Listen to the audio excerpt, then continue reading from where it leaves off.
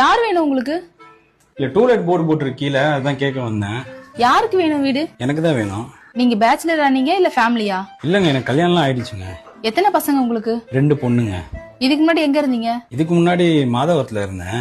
ஏன் அங்க இருந்து காலி பண்ணிட்டு வந்துட்டீங்க? இல்ல வேலை இங்க பக்கத்துல இருக்கு, அதுதான் அங்க போறது கஷ்டமா இருக்கு, அதனாலதான். ஓ அப்படியா? என்ன வேலை பாக்குறீங்க? இங்க பிரியாணி கடையில வேலை பாக்குறேன். அப்ப பிரியாணி எல்லாம் ஃப்ரீயா கிடைக்கும்னு சொல்லுங்க.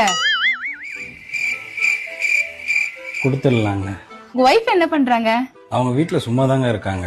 ஏன் அவங்க எங்கேயும் வேலைக்கு போலையா? சரிங்க, இந்த வீட்டு வாடகை மட்டும் எவ்வளவு கொஞ்சம் சொன்னீங்கன்னா நல்லா இருக்கும்.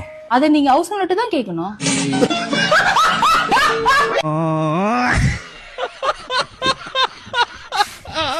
அப்ப நீங்க? நான் இந்த வீட்ல தான் வாடகை இருக்கேன்.